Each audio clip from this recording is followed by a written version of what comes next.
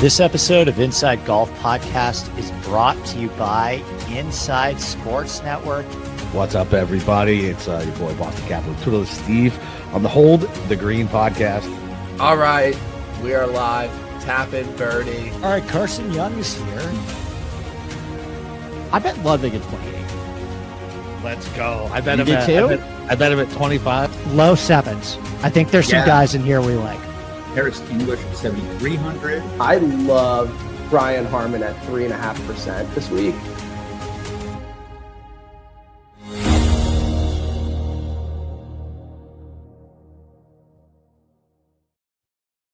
Good evening, everybody. Welcome to the Hold the Green podcast. It's your boy Capper with Twiddler Steve for the SM Classic. Steve, how's it going, brother? You know, we're right back to where we were this summer with some heartbreaks with the outrights. Yep. So how much did you actually watch Bermuda, or are you just kind of humoring me right now? No, I had it up because it was one of the multi-views I could use. Okay. It didn't have the volume. It didn't have the volume, but it was on because I knew it was coming. So yeah. Well, I mean, it wasn't off to a great start considering I think 70% of my car was on the wrong wave. And that's the problem when you are just an eager beaver to get your outright card just all put together on Monday night. And then you see the weather and you see the tee times, like, oh shit, I am fucked. But no, actually I had Chandler Phillips. Did not think Chandler Phillips was going to be the one to give me the biggest sweat of the weekend. And of course, for the second week in a row, it was one tee shot that cost him. Just like a Garrick Hago had hit into a bush at Black Desert.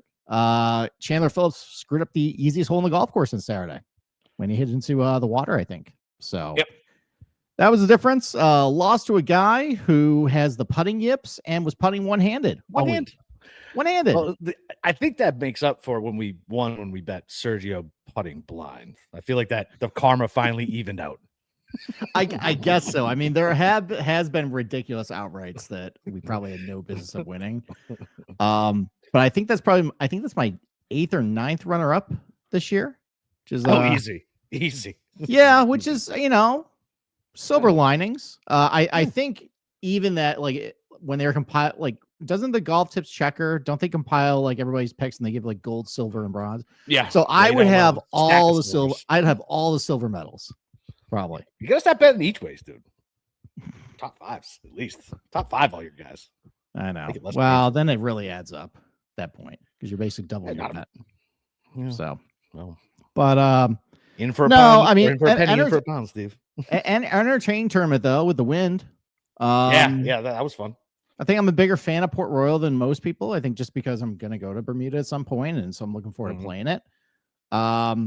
It's very pretty. I always like coastal golf courses, but congratulations, Adam Schenk. Had him highlighted on the sheet and decided not to play him. That's the way it works. That's how it goes. So that's how it works. But now we transition to the RSM Classic. Let's pull up the slideshow for this week. And here it is. There it is. Nice and pretty, right? We're back on the coast this week. Yep. Pretty. Up in St. Simon's Island. Have you been here? I have. Okay. Talk about your experience when you've been to the Sea Island. So I brought it with my kids. So it was not, and I wasn't even golfing yet, I think, when I was there. So I was there like my mid-20s, I think. Brought the kids. There was some water park. I don't know. It's just nondescript to me. Like it's just some place where I was blurred with, all right, we're near here. There's a water park here. Let's take the kids here to keep them entertained. That's pretty much what I remember about St. And it was like my wife went there 2 years ago for my daughters. My daughters had like a gymnastics competition on there. And that's when my daughter found out what commercials were. And she was horrified why her show was being interrupted by advertising. Okay. Do you have a desire to play golf here? No, I have not played golf there. Do you have a desire to? Not really. Not really. No. I mean, there's some good courses here. I mean, it's pretty similar to Hilton Head. Yeah, I guess it's just so. I like playing golf where there's no water because I play golf where there's water all the time. You live in Florida. I know, then so like I move. want to play. I don't want to move. But when I travel for golf, I want to be like, oh, it's in the woods versus oh, it's in the water. You know what I mean? Like, oh, it's under a tree. Maybe I have a shot. It's not 20 foot into the fucking lake and I got to drop.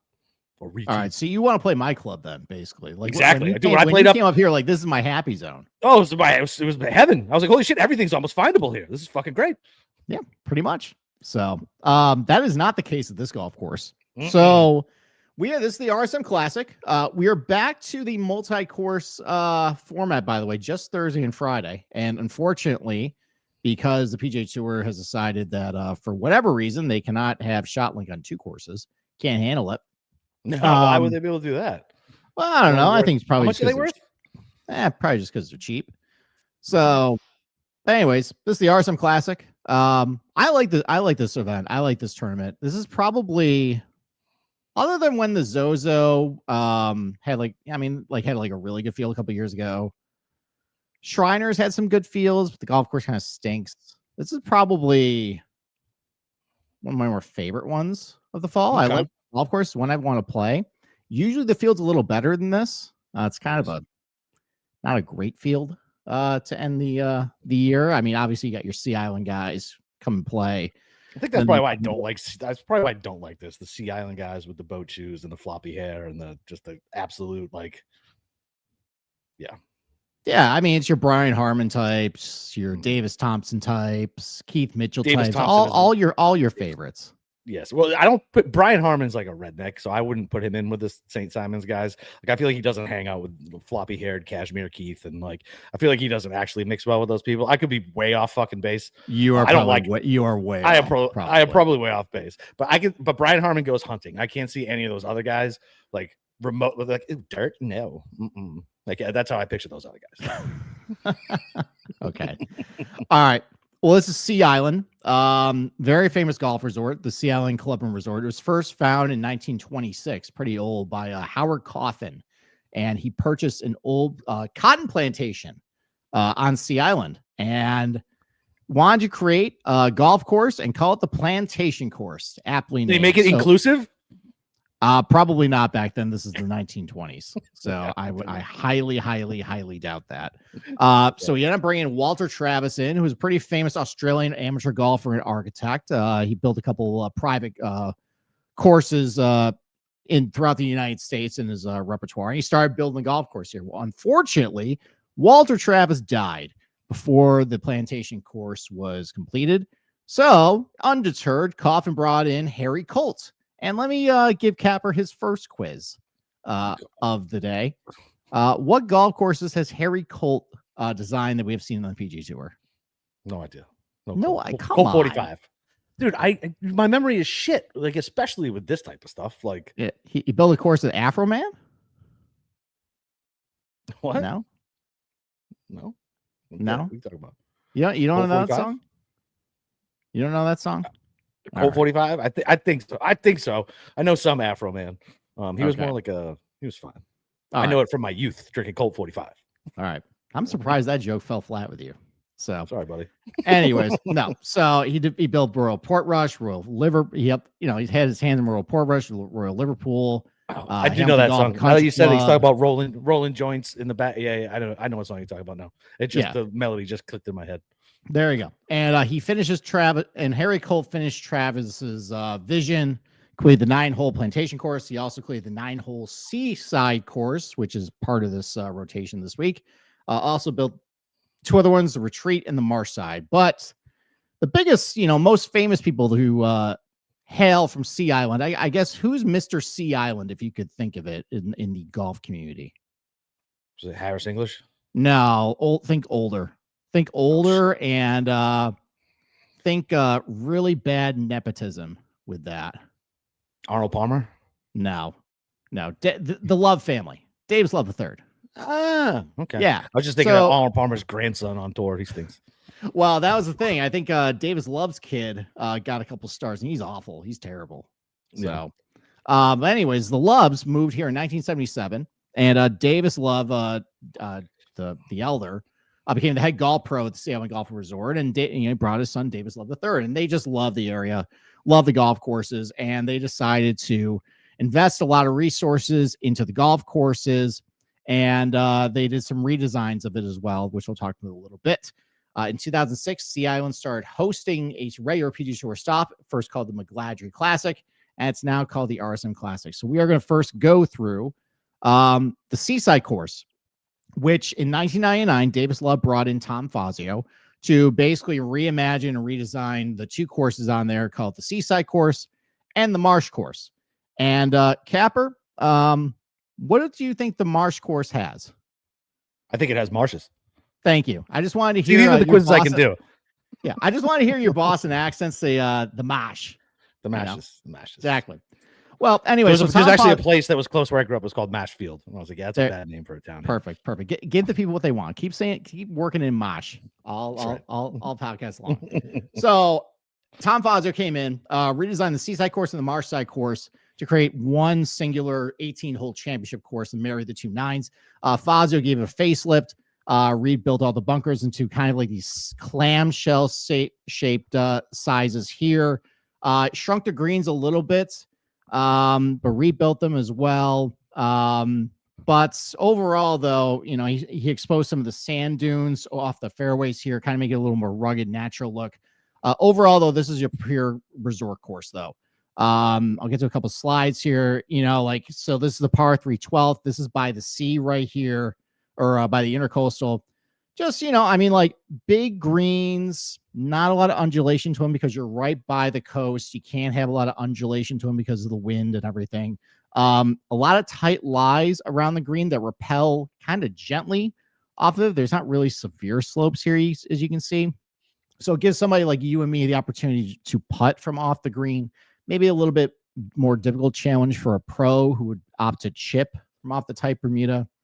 But overall, though, just like big inviting targets, these bunkers aren't very set, well below the surface either. Pretty easy to get up and down from. You'll get some of the around the green stats at Seaside, which is the only shot link stats you're going to have to work with this week. The around the green stuff is very easy for these guys, mostly because you can pull putter. The bunkers aren't that tough. The rough is only about 2 inches as well. So, but yeah, like your typical like resort course style par 3. I think this is what really defines the Seaside course, though, is the penalty areas. So this is the 13th hole here. And you can see just a very wide, inviting landing spot. At the fairways average about 45 yards wide.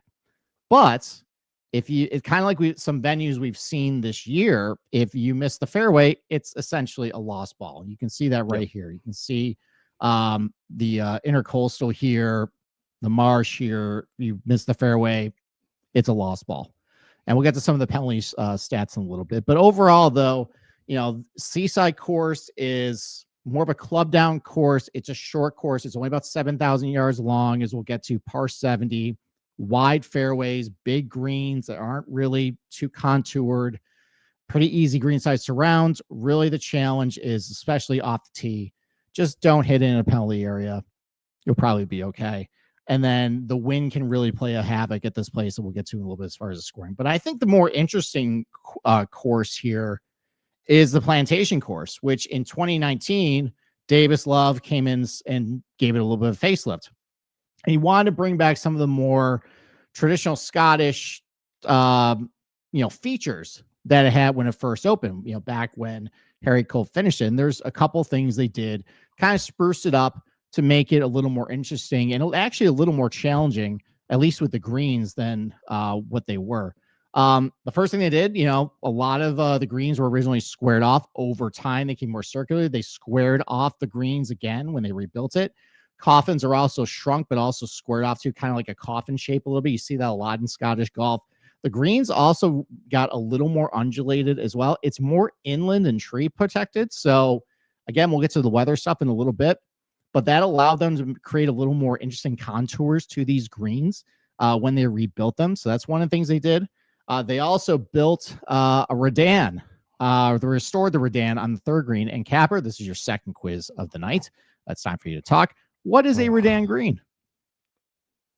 Oh, it's the one that runs away from, goes down. I give that probably a B minus. Actually, no. You know what? I give that a B answer. Congratulations. So yes, it is a green that is sloped front to back and tilts right to left towards these bunkers over here. So they rebuilt the Redan green for the third. They also built the Principal's Nose bunkers, which is this centerline bunker complex. That's a great name for a fucking hole. Well, no, that's an actual feature. Is the Principal's Nose bunker? It's basically 3 bunkers right here, right in the middle of the fairway. That just is a bunker complex right there. So they did that a couple. They put a couple of these other features like chocolate drop mounds around the golf course as well. Ooh, I like the chocolate drops. Those were up at the country club, right? And Oak Hill had some too. They restored a couple of those as well. Yeah. But yes, also at the country club. But it's still a very easy course. It's a par 72, only 7,000 yards long, still pretty wide as well.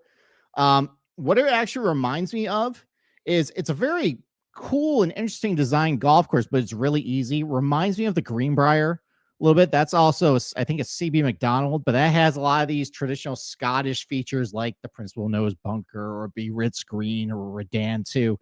But it's really wide. It's really easy. You can make a lot of birdies there. And that's basically what the Plantation course is. But it does play a little differently to what the Seaside course does, especially when it's windy. We'll get to it in a little bit. I'm going to bring up this, though. Okay. What is this? Do you know what this is? This is your third quiz of the night. No, it's probably some fucking golfer that we bet who left the putt short. Oh, left the putt short. Yeah. Okay. It came off the club face of this dumb-looking motherfucker. Robert Streb. Do you remember what happened to us in 2020? Robert Streb III. Oh my God! How you brought? Oh, it was Kisner. It was Kisner. It was Kisner. It was Kisner. It was the playoff. Yeah. Yeah. So we both had kids. This was when we first why do started I- doing the show. Yeah, that's right. And I had my brother-in-law over, and I was first started doing this show, and I'm like, oh, this is great. We told everybody bet Kisner. He's in the playoff. He's playing some bum right now. It's like 300-1. He was choking away on Sunday. This is in the bag. We got this. We're gonna look so good. We're gonna get some money. It's great. And then Streb stuffs one to literally like a foot in the playoff. And that was it. That was the end of it. Kisner ends up missing the green, couldn't get up and down. And that started a long line of frustrating outrights that you and I have been on that we've had to go on air publicly and talk about after that. Hey man, that's golf betting. It is what it is. Like I enjoy the sweats, but listen, I came into golf as a complete degenerate. The reason why I started is just I was like, I like golf. I like to gamble. These odds are good. Why don't I pay attention to this instead of fucking puck lines? Yep. And then it's shortened our lives by 10 years. It's some of the stuff we've Sure did. Gave me a heart attack. It gave yes, that gave you a heart attack, not the and the garbage plate apparently gave you the heart attack, not the garbage plate. Some of your other vices that you have enjoyed in your life. Oh, smoke pits and being a firefighter. Yeah, exactly. Right. Thanks, Steve. Exactly. Okay. All right, so let's go to the GCSAA report. You always like when I point this out. Where's the dogs? Oh, they're not on here. Of course, St. Simon's Island doesn't have dogs. No, it might be killed the them all. No, it might be the next page. But anyways, like I mentioned, Harry Colt and Charles Allison is assistant design 1929 when it opened. Tom Fazio renovated 1999. Since last year, 16 fairway bunkers are renovated. I went through the Google Earth trying to compare it. Not much of a difference between what they did. They probably just rebuilt the liners and maybe the faces, but I wouldn't expect anything too different what it was last year. Next year, the fairways will be regrassed to past Palm. That'll make it pretty nice to either chip off of. I don't know if they're going to do the greenside surrounds, but it'd be pretty nice to hit balls off those past Palm fairways for next year. But that's a next year topic that we get to. Like I mentioned, it's really short, 7,000 yards, par 70. And we're back to just Bermuda greens. Tip Eagle Bermuda, just like what we saw last week. These are going to run probably a little faster than what you saw last week because there's not going to be a lot of wind. But the difference though is that now that we're back in Georgia, it's starting to get a little cooler. They are overseeding the rough. So yeah, parental ryegrass overseed rough 2 inches, not really a big bother for these guys. It's actually the same agronomy as what you would see at PGA National. I know that triggers a lot of people. I'm not going to get into why you're all wrong to be triggered. Maybe that's for the February podcast when I piss off everybody again by pushing back on that. Average green size 7,200 square feet. Average fairway width 47 yards. So that's the Seaside course. As far as the Plantation course, renovated by Davis Love III in 2019. As I said, par 72. That is the big difference between this and the Seaside course. There are 2 additional par 5s on the Plantation course, and the fact that it's only 7,000 yards, about as long as the other one. Pretty short course. Definitely get a lot of birdies. These are smaller greens, though, only 6,100 square feet, but still very wide fairways, 43 yards on average. The fairways are not overseeded like they were a couple years ago, but still typical Bermuda grass. The fairways are past Palm. That's different than the Seaside course. Next year, they'll be the same. Not a lot of difference, though, as far as like really the types of shots you're hitting, even though there's no shot link data on this course. Just look at what they do at Seaside. And other than some wind stuff that we'll get to in the next slide, very little difference as far as like the type of golfer you probably want to focus on. I'm sure you're going to go over the stroke difference on each course. That's, you know me so well. So, okay. so that's going to be, it's always my next question. And I'm like, I'm just going to go over it. I'm going to ask it anyway. Yeah. So keep in mind though, so this is just relative to par. And remember that the Plantation course is a par 72. So if you really want to compare apples to apples, chop off 2 strokes off of this. And, you know, the scoring average, even though this plays over par, it's a 70.2. This would play about 60. It's like 71. So about the same as far as like your numerical score overall. But overall, though, you kind of see the Plantation course just kind of stays around the same. And the Seaside course, at least the first 2 rounds, is all over the place. Kind of like we saw last week in Bermuda. So in 2023, really easy scoring year. Like the first 2 rounds, I think he got a little bit of wind in the round 1, but still played 1 under par. You also could have had maybe worse players play in that wave round 1. These guys ate it up in the round 2, minus 2.2. 2024, though, played over par in round 1. And then last year, these guys got crushed by cold and wind and played +3. So played to a scoring average of 73.2. Meanwhile, same wind conditions. The course is just right next to the Seaside course.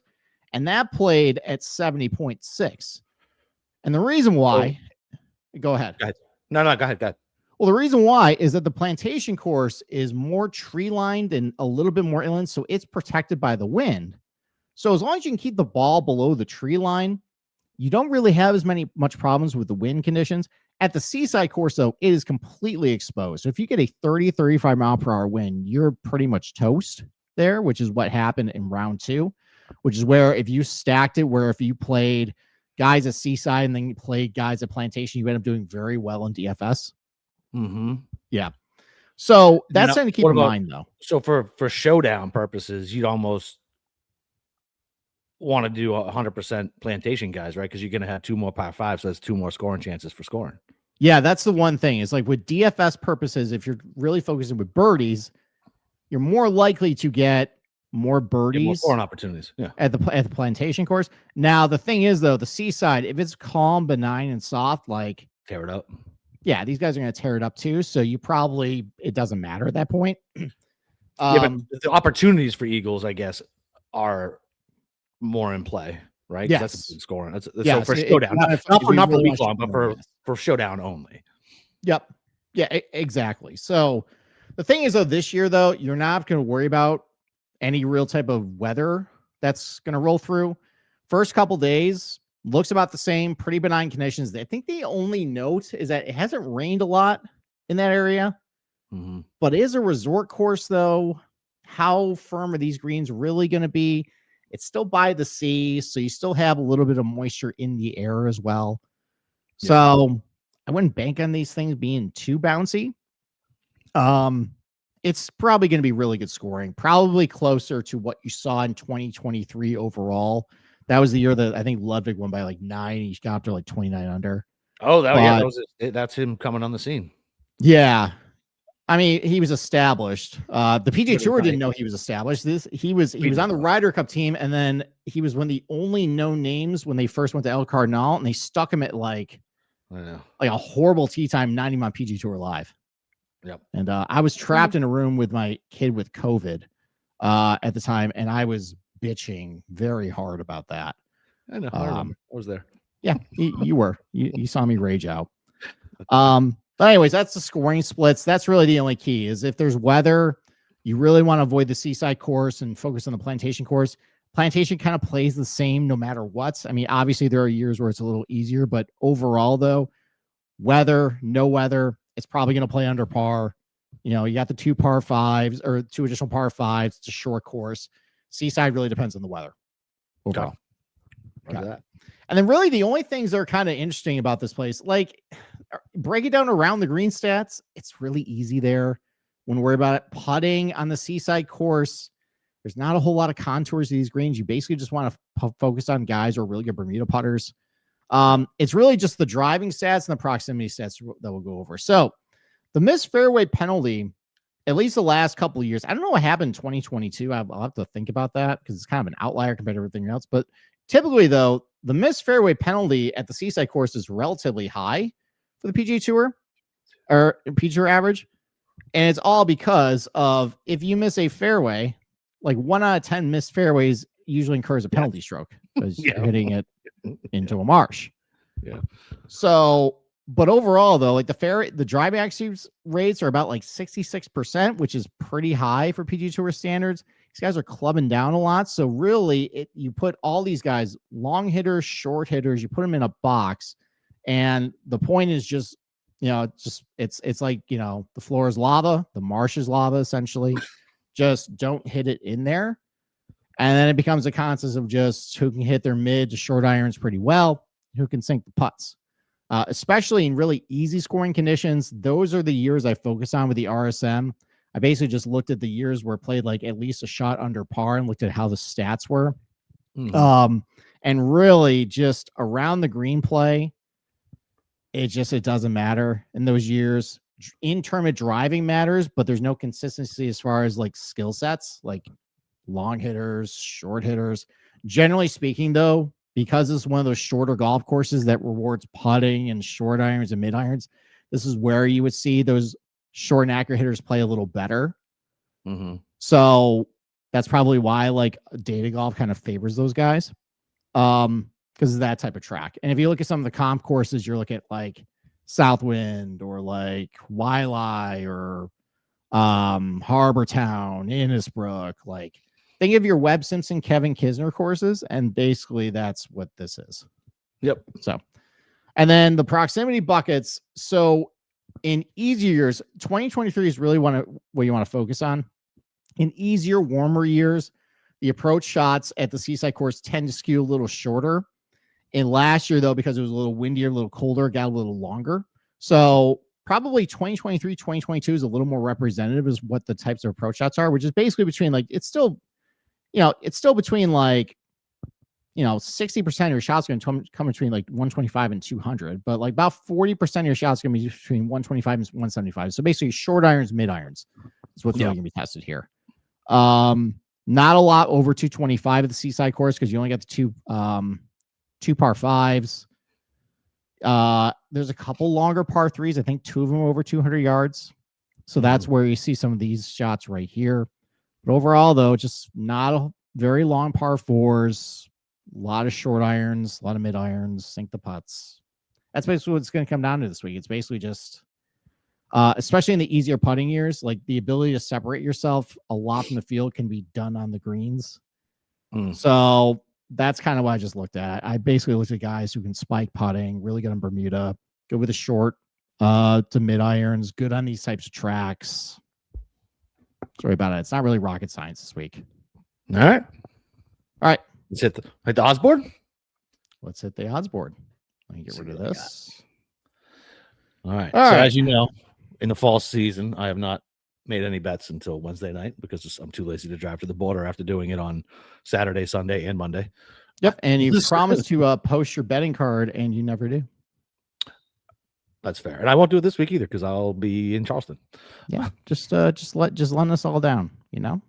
Hopefully you don't let your kids down too. Just letting us down. Oh, Jesus Christ. I'm spicy tonight. All right. So we start with Harris English. You know, I mean, it's not a great field, but you got Harris English 20-1, you got Siwoo 22-1, you got Torbjornsson, who you're gonna cost me when I tell you I bet him every week. 20-1 on him. Rico Hoy 22-1, Brian Harman, your favorite 22. JT Poston 27, Denny McCarthy 27, Chris Kirk 27. Damn, my numbers are like right. Well, I mean, this is just FanDuel. Obviously you can price shop a little bit. Yeah, I just got so, draft. So. Yeah, but this is basically your typical, you know, types of guys. Shorter hitters, good putters, good on these types of tracks. Let's kick it over to you. Talk about this range a little bit. Talk about guys you like and maybe if you bet any of them. Well, you know, I haven't bet them yet. Okay, if you want to bet them then. Harris English 18-1 at any tournament is so gross. Siwoo, no. Rico Hoey, I know he was flashing, then he did what? 2 top 25s the last 2 weeks, and I'm good. I'm not betting Thor until he wins. Which might be this week. What if it's this week? What if Luke Clanton was good? This is the same tournament that he showed up and became a pain in my ass, and his coverage was shoved down my fucking throat for a year. Guess what? He stinks. Thor. Yeah, I don't know what happened with that. I mean, in summer 24 to fall, he had what, 4 top 10s? Yeah, he's pretty good. Yeah. And then it's been bad since he got his card. Man. Like, and we just get so fucking excited and hope for somebody new. Like, I'm not falling for the banana in the tailpipe anymore. If anybody even gets that fucking reference, go watch Beverly Hills Cop, youngins. I guess Denny at fucking 30 is a good fair. Yeah, I thought that was a good price. He hasn't played since I think the BMW though. Oh fuck. Yeah, which there's been talk about that in the Discord this week. I did look back because I was curious with Denny. I mean, he doesn't have a lot of good showings as when he's had like a 2-month layoff. He did come in ice cold here and finish, I think, 5th a couple years ago. But that's not a win. I know, but it's still probably a stronger field, right? So you can wait it out that way too. Yeah, I forget who won that year. But like if I wish he played a little more in the fall. Yeah. Because like really good, you know, with some of like the mid to short irons. He was hitting it really good towards the end of the year. Great putter, obviously. Gets lightning hot with the fucking putter. Yeah. Doesn't have very high birdie rates though. So high eagle rate for some reason. Yeah, higher eagle rate. There you go. With that 3-wood. With that 3-wood, he's deadly with that thing. So I guess Denny, I mean, I don't know. You're gonna sell me on any of these fucking guys? Don't bother trying to sell me on Thor. You can sell somebody else on fucking Thor. I'm not betting Rico Hoey. He fucking stinks. I don't care. Siwoo's not fun anymore. And I just, out of principle, I don't bet Harris English at the top of the board. And when was the last time Brian Hammond played? Harmon played in like India, I think. Really? Yeah. You didn't see that photo? No, dude. So it was a DP World Tour event, and they got like Tommy and like Rory and Patton. Like I think they wore like the traditional Indian garb. And Brian Harmon. I saw Vic. I saw Vic in that shit. I didn't see Brian Harmon. Yeah. So Harmon didn't get the memo and just showed up in like just a plain button-up collared shirt. That was on purpose. Nobody told him. Is what probably. It probably was on purpose. But no, I think that's the last time he played. And I mean, I think he was fine. Like, I don't think he did anything. So yeah, I mean, you'd have to sell me on somebody other than Denny, and I'm probably not even sold on Denny with a 2-month layoff. Okay. I mean, I didn't bet any of these guys because technically, I mean, I got better pricing because stuff has moved. My card starts at 50. Okay. So, but there's some guys that have drifted down to 40 that I like. Okay, who talking about? Of here, like I like Harmon just because of like what he could do here. I like Poston. Even like maybe Olsen finally can like get over the hump here. Like he fits a lot of stuff I like. He's just playing solid golf. And his iron's good, pretty good with the short and mid irons, good Bermuda putter. Consider Vince Whaley. I bet him last year and he was 54 hole leader. And You've bet him more than just once last year. no, I'm not a Vince Whaley guy, but I bet him once. I don't know. And he's playing good. It just the number's a little too short. So, like, I mean, Vince Whaley is the same price as like, where is he? Berger, Kirk, Smalley. Like Berger, Davis Thompson, Smalley. I think he actually was like he opened at 27-1 on FanDuel. Jesus, Like that. Silly. Come on. That's silly. I mean, I'm gonna eat my words when he wins finally, but He's not gonna win. I like him, but the number was too short, so I passed. Yeah, I mean, I guess out of like the 35s, maybe Chris Kirk, just based on the profile. Okay, I mean he's won here before, so that would make sense. Yeah, he seems like that, but like the same thing. Like I, when the hell was the last time he played? I think it's been a while for Well, him. it's been a minute. Yeah, I think he just showed up just to, because he loves his course, he loves the area. And knocked the Yeah, rust. he hasn't played since the FedEx St. Jude. I mean, he was playing great towards the end of the year. T5 at Wyndham, know. T14 at 3M, T9 at FedEx, and then that was it. I might take a flyer on that if that drifts a little bit. If that catches a 4 in front of it. Okay, makes sense. So if you're not somebody who believes in coming ice cold, I mean Ben Griffin technically came in ice cold and waxed the field. Now, Yeah, but Ben Griffin's better than these guys. Yeah, and I do believe in form more than almost anything. Like because to me, golf is such a rhythm. Like you got to be feeling it sport. Yeah, it is tough for me for that. But yeah, I mean, the only guy on my card that hasn't played I bet 9 guys, and there's only one guy that hasn't played in a while, and that's because I thought the number was just wrong. Wrong. So Okay. yeah. Let's move down the card then. Yep. Like 30 to 50-1. So Nico? round off some names. Who do you like?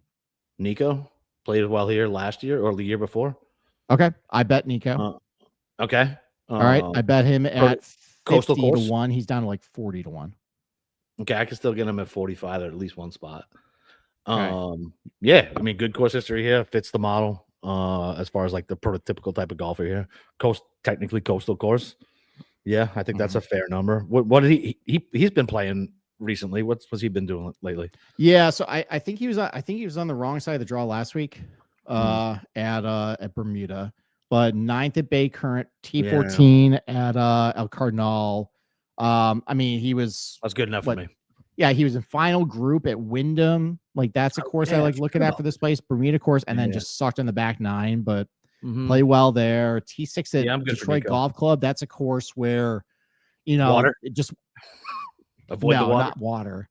It's more just off the tee. Off the tee, like there isn't really a blueprint. Like you look at the playoff this year, you had Chris Kirk and Pockgater, Oh yeah, that's true. Or you look at the year. I was thinking of what's the one they play in Detroit? Well, that's the Rocket Classic. What course am I thinking of? Detroit Golf Club. Yeah, but doesn't that have I think about Twin Cities. That's what I'm thinking of. Thank you. So, but just playing good golf. Was playing good golf this year. Has been pretty good. Good Bermuda putter. Good with the short to mid irons. Typically fits like this type of track. Coastal course. I thought 50-1 was a pretty good price for him. Yeah. Oh yeah. Like I like the 45. I'm down for that. Okay. Kuchar, no. I told you no last week, and I will still say no. Okay. Although he seems like a Sea Island guy. Well, yes, he's Mr. Sea Island. Yeah. Bud Cauley. I don't think he's been all that good here. Like all things considering. Yeah. What's his course? Bud Cauley. Okay, I bet Bud Cauley. Okay, all right. Okay, so we're picking out the same guys. So obviously, great form to come out the end of the year. What's he been doing on the last couple of events? So he did play Bay Current, finished like T34. It wasn't great, but I mean he played within a month. Okay, yeah. So check mark there. Play well up somewhere like Colonial. That's a good comp course for this place. So that's the thing though. Like there's not a lot of Bermuda stats on him last like year and a half because he just like came back from injury. Yeah. Before that, it wasn't that good, but the guy is from Jacksonville. He went to school. That's what I'm saying. I mean, Alabama. yeah. So that's why I was like, in my brain, like immediately, like I thought good Bermuda guy because he putted well at TPC Sawgrass. Well, that's overseed. That's right. Yeah. But I think let me pull it up. I think his recent Bermuda is actually pretty good. So hold on, let's pull him up. Well, so actually the best price you can get on him is 60. I got him at 55 to 1. You can find a 60 out there. There's 50s as well that you can find if you like him. So gain putting at FedEx St. Jude, lost $1 billion at Wyndham.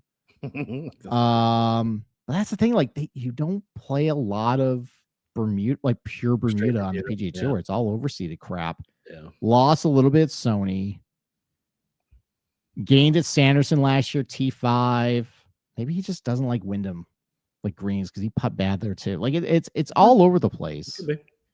Listen, whatever. Like I like the pedigree, I like the story, and fuck it. Like it's a good number. Yeah, like his iron play from both ranges, like between 100 and 150, 150, 200, really good. Yeah. You know, really good on these types of tracks. Decent history here when he was healthy before the accident. So yeah, I bet him at 55 to 1. Okay, like it. Okay. Who else is sticking out to me? I consider Michael Brennan again. Stop it. Why? He's playing good, man. He's fine. Okay. He's fine. I'm sick of the shiny toys that never deliver. He won, dude. I know, but I didn't bet him then. Yeah, well, that doesn't count. Who's that guy who won? Coming straight off of Corn Ferry, and now he stinks again. Cardi. Okay, so he won, and they finished T18 last week. Mm-hmm. Okay. All right. Not impressed. Not impressed. Okay. All right. Well, I didn't bet him, but I highlight him because he's playing very good golf right now. Good. The numbers probably right. Like in this field. I was thinking. I was thinking of somebody else anyway. Okay. Yeah. Davis Thompson sucks here for whatever reason, but like he's actually a decent profile for this place because of the penalty off the tee, though, right? Like I mean, he's really accurate off the tee, though. But I feel like he's lost it over the last little bit. No, I think he's been a little wild off the tee. Davis, I think you might be thinking of someone else. I mean, a little bit, but yeah, it's not that bad. And it's probably because he's such an elite driver, like that's de-skilled here. It's probably why he's not that good. Yeah. So, but I didn't bet him. But no, I basically went to like the Pizza Hut buffet. Okay. What's a fucking old reference? I picked 5 guys. And I don't think their odds are here anymore, but like they're hanging around there. Okay. Where I got them at, it was 5 guys at 70 to 1 or 75 to 1. Okay.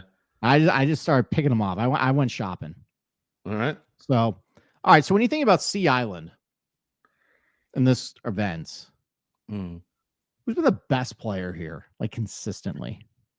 Shit, I don't even know. You don't even know. Okay, I'll tell you.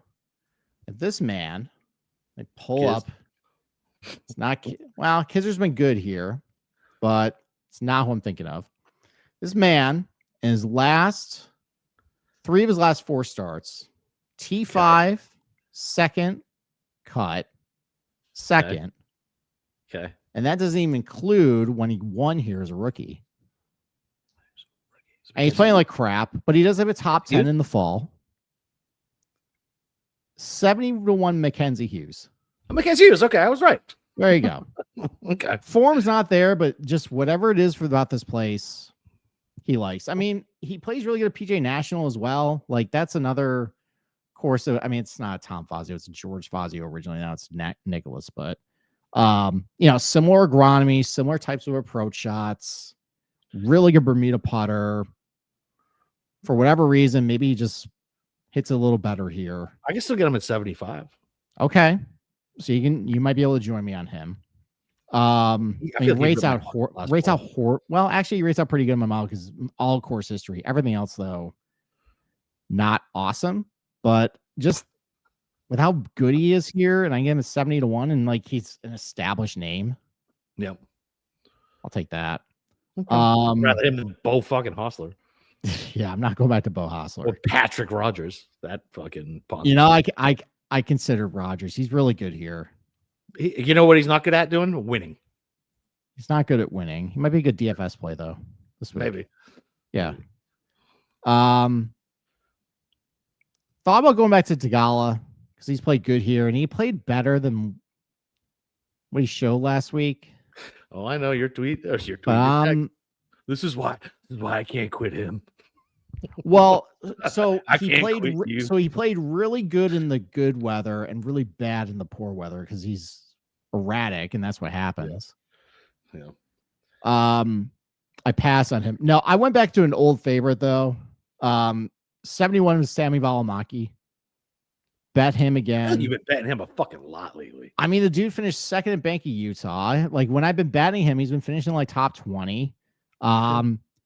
Really good between 100 and 200 yards. Great Bermuda putter. Good birdie rates. Accurate. Like good at like a Harbor Town. He had a good finish there. I mean, I'm just going to keep going back. If you're going to give me a 70-1 on him for a guy playing really good, I'll go back to that. Where I don't even see him. Where the fuck is he? He's probably like 50-1 now, I think. I can still see him at 60. Yeah, there's some 60s out there. I like big guys. That's fine. Okay. I bet Mac Meisner as well. Oh, he's the one I was just talking shit about. He's the one who won the Black Desert last year, right? No, that's Matt McCarty. McCarty. Okay. All right. Similar to Valimaki is that, relatively accurate off the tee. It's a good profile for here. Great short and middle iron player. Great Bermuda putter. Starting to play better too. He was dog shit at the beginning of this year. But last few starts for him, a couple top 30s at Bank of Utah, T14 Sanderson, second at Wyndham. So that's good to see. T14 at 3M Open, hitting the ball great. So T21 at Sony, good result there. Yeah. So I bet him. Okay. This one's a FOMO bet because he is an official ISN bet. I had room. I don't love it as much as most people, but he's playing good. He's played good at PGA National, and I think he putt pretty well at Wyndham. He's been putting better lately. I bet Max McGreevy at 70. You're not impressed? No? Thank you. No, he's a fucking no, thank you. I can't say on that. He stinks. Okay. Well, I bet him at 70.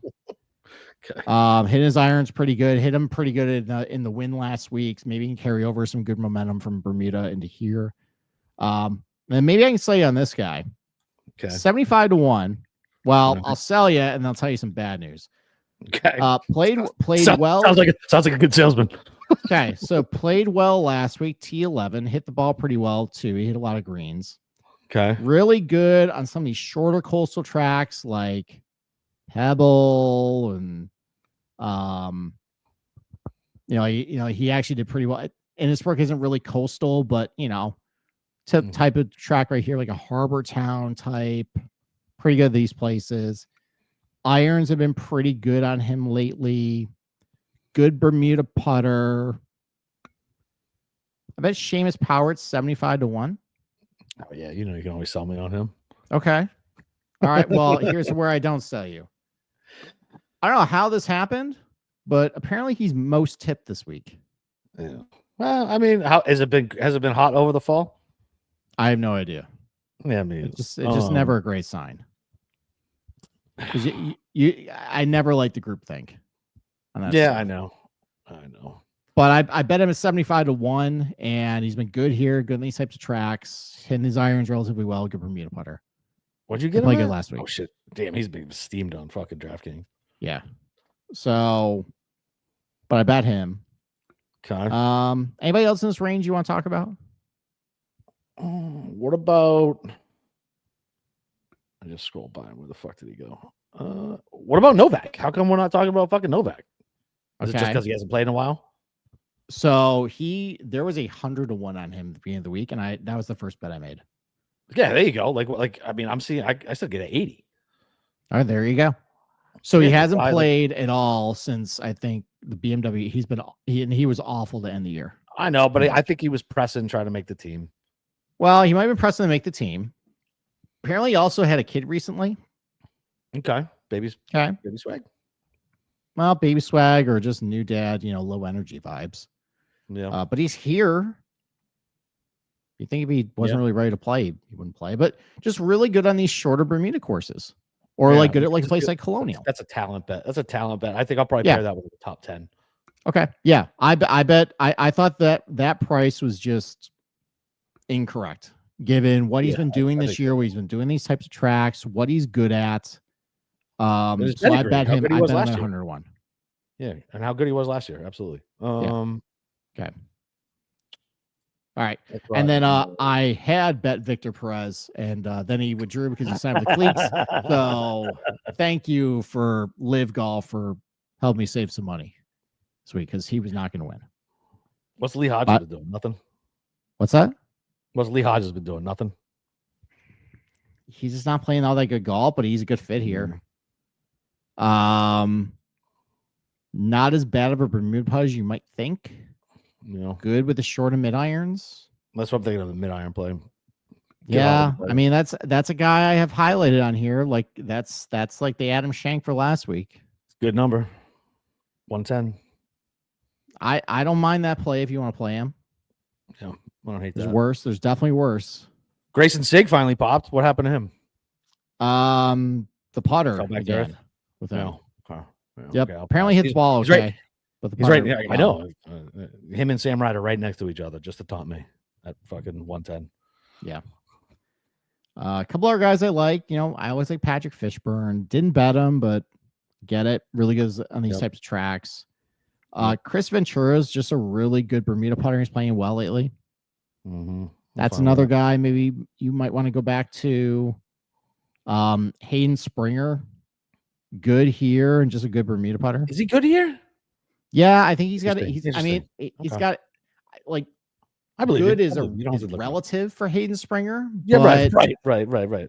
But I mean it's T30. It's full field. It's for Hayden Springer, it's not bad. Doc Redmond 250. So that was the last guy in the cart, Doc Redmond. Get out of here! No fucking way. I finally relented. Let's go. He did it twice. He did it twice in a row. Maybe the guy is just found it. Yeah, man, he might have found it. Let's go. Yeah. And considering how much money I lost on him back in 2020 and 2021, why not go back and lose some more? Come on. Love it. But he's playing great. The irons look pretty good. Southeast guy. Yep. His first big breakout, I think, was Rocket Classic, which I think would be a decent comp for this place as far as like the off the tee stuff just not really mattering as much. He's got a high finish at Wyndham as well, so I know he can do good things on Bermuda. That was long ago, but if he's found something, he played well at Sanderson, Bermuda track. Yep, let's go. Love it. Where's some other names? But yes, I bet him at 250-1. That was the last guy on the card. Join you on that. I'll do a top 10, top 20 as well. Okay. Like Jackson Suber. Been kind of popping a little bit. He's a Florida kid, right? Tampa kid? I don't know if he's a Tampa kid. I mean, he might be. But he's a good Bermuda putter. Good birdie rates. He's been. I think Super's a Tampa kid. He's been hanging on the fringes. Yeah, he's been hanging around. He popped a little bit a while back for me. Yeah, that's really it though. I mean, like Putnam and Zach Johnson rated really well for me, but that's a lot of old man energy. It's a lot of old man energy. It's a lot of old man energy. Absolutely. That's really about it though. So to recap, this is what I bet, and these numbers might not be there anymore, but just who I bet. Nico Echevarria 50-1, Bud Cauley 55-1. The Pizza Hut buffet at 70-1 of Mackenzie Hughes, Sammy Valimaki, Mac Meisner, and Max McGreevy. Seamus Power 75-1. Andrew Novak 101, but like you just mentioned, you still get him at 80. And Doc Redmond 250-1. Okay, I like it. I'm going to join you. By the way, this is the last. Yeah, this is the last tournament of like if you don't bet the European Tour, it's the last PGA Tour event until Sony in second week of January. So if you want to overextend your card to just you got to sweat, whatever, go for it. Don't let anybody bully you out of it. Yeah, no. Yeah. There's no unit, no card constructing police. Yeah. Super was born in Tampa. I had to look it up. It was going to drive me nuts. Okay. All right. You want some bonus bets? Yeah, what you got? You know what else is this week? Some ladies event? No. Some Euro event. It's the Bonesaw Classic. Oh, let's go, baby. Yeah. It's Saudi International. Remember when we previewed that in February? I went back and looked at that PowerPoint. That golf course is worse than I remember. That place sucks. It's awful. Well, apparently they're going to be huge partners with us now. And they're going to invest $1 trillion in the United States, and everything's all good now. So perfect. Go Saudis. They're whitewashing the government as well as sports. Beautiful. Yeah, very apt that MBS was over here the same week as his great golf tournament over there. DJT, very big into the golf space there. Maybe they can do some stuff together. But no, so you got Saudi Interaction at Riyadh Golf Club. I would like to remind everybody that Riyadh Golf Club was designed by Duncan Thompson.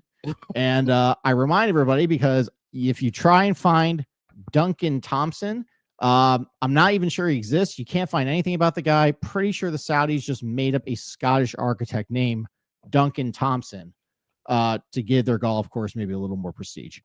Because I can't find anything about this dude who designed the golf course. Regardless, not a very good golf course he designed. Loves his sharp dog legs that can be cut off with a lot of length. Greens are very flat and uninteresting. What I remember most about the Live Riyadh event, other than the dancing laser robots, not about those. Yeah, and the laser light show, that was actually kind of cool. But basically just driver putter types. That's why I like Bryson that week. I think he finished like 5th. Yeah. I think Adrian Maronk won. That's a driver putter type. Driver putter. Yep. Yeah, Lucas Herbert do well that week. Driver putter type. Yep. Sebastian Munoz, I think, played well. Driver putter. Yeah. So those types of guys are what I looked for. That Hazel rocket will fucking haunt me forever. when was that? I don't fucking remember. He was leading the tournament and he had to like baseball bat swing it, fucking shanked it into the fucking woods. I had him at like 200-1. He was the 56-hole leader. I don't fucking. I don't remember that. I do. Somebody out there will remember. I'll fucking. Okay. All right. Well, anyways, I made 3 bets with it. I don't really care about the unit stuff. It's Saudi International. If I'm awake at 3 a.m. to watch it, I'm awake at 3 a.m. to watch it. Bet David Puig, 18-1 there. Young kid, I mean, so this is a good. I mean, it's basically a live event without Rom and Bryson and Brooks, but like Cam Smith is there, Hatton's there, Joaquin Neiman's there, so it's a good field. David Puig's been playing pretty good golf lately, and he's been pretty good here. I think he's got a couple top 15 finishes. I think he finished top 10 at the Live Riyadh event. Really good driver, really good putter. So I bet him at 18-1. Thomas Peters is playing pretty good golf right now. Now the price I got him was awful. It's like 22-1. But he played pretty good here. He's a fun bet though. Yeah, he's been playing he plays these driver putter courses pretty well. I want to say he also played really good. Remember when we previewed the Las Vegas Country Club last year, and they had it's my favorite because they had the plane in the lake from Casino. Yeah, they had the plane in the lake. He played okay the first couple rounds there, but like he's been pretty good these like driver putter courses over there. But he finished T9 here last year, and then he finished T18, which isn't all that impressive because it's 54 guys. But no, so I bet he's been playing good golf lately. He's got T9 at the Singapore Open, T9 at the Hong Kong Open at the Hong Kong Country Club, one of our favorites. Yeah. So I bet him at 22-1. And then Caleb Surratt. So Caleb Surratt probably should have won this event a couple of years ago. Okay. And he hit the worst tee shot on 18. Ends up losing a playoff. Where's the Mito? It's pretty bad. He hit a slice right into the lake. By the way, thoughts and prayers to Mito. Does not have a tour right now. Lost his job. Oh, really? They relegate him? Oh, poor him. I don't care. Yeah, poor him. He's got a bag. He's fine. Who cares? Anyways, Caleb Surratt probably should have won this event. Ends up losing a playoff to Neiman and Cam Smith, but he played pretty good here. Ends up going to the Live Riyadh event the next year, and I think he finished top 15. Yeah. I want to say finished 11th. Okay. And again, just like a really good driver, doesn't really do much else well, but he's a good putter. And I got him at 40-1, which apparently was a terrible price because I saw other books had him at 70, but there was literally only one book that had Saudi international odds available to me. I took what I could take. I was going to say, I don't even think I saw it. Yeah. So, anyways, those are my 3 bets for the Saudi international. If I had to be awake at 3 in the morning, I'm going to flip it on. Maybe I'll sweat it. Yep. Fuck it. All right. And so next week, we have NFL show on Tuesday. Yeah. So you're not available tomorrow, so no NFL show. Wednesdays are better for me. Is that okay? Wednesday's the night before Thanksgiving. I'll be fucking cooking. Oh, that's not good. Fine. We'll go Tuesday. Okay. Yeah. All right. So I think we're gonna do a different format next week. Yeah, I like the format. Yeah. So basically, we're gonna pick 4 games and we're gonna do a snake draft. And once that spread is taken, it's off the board. And we'll go back and forth. We'll get us talking about more games and more things we like. And I think it's better than both of us breaking down the same game. So yeah, it's fine. And we'll still do our homework picks. Yep. We'll do that. So all right. That's perfect.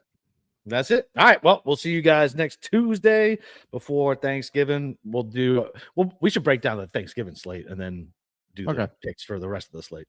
But yeah, other than that, fucking last real golf event for the year. Load it up and let's get a winner. Bye.